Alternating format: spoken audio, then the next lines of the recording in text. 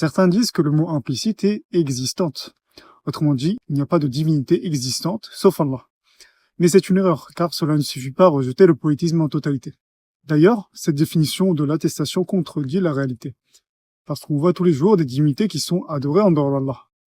Dans ce verset, Allah utilise bien ce terme-là, donc traduction rapprochée.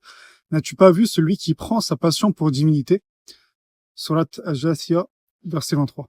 D'autres donnent cette explication, il n'y a de créateur ou de seigneur qu'Allah.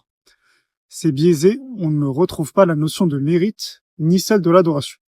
Le sens complet, c'est bien plus profond que ça, car en réalité les polythéistes de l'époque du prophète reconnaissaient déjà que le seul seigneur absolu était Allah.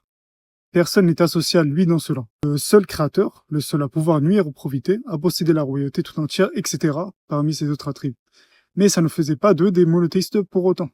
Dit qui vous attribue de la nourriture du ciel et de la terre, qui détient l'ouïe et la vue, et qui fait sortir le vivant du mort, et fait sortir le mort du vivant, et qui administre tout, diront Allah.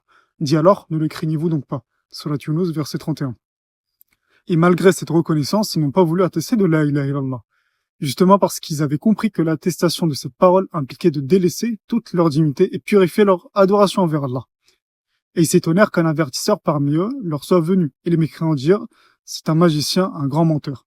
Réduira-t-il les divinités à un seul Dieu? Voilà certes une chose étonnante. » Surat Sad, versets 4 et 5. Donc oui, ces choses sont appelées divinités, mais uniquement parce qu'elles sont adorées. Un culte leur est voué. C'est l'adoration qui leur donne ce statut de fausse divinité. Alors, quelle est la vraie réponse à notre question? Le complément sous-entendu ici, c'est ne mérite l'adoration, ou en droit d'être adoré. Et c'est exactement ce qu'Allah dit, traduction rapprochée. Il en est ainsi parce qu'Allah est la vérité et que tout ce qu'ils invoquent en dehors de lui est le faux. Surat Luqman, verset 30.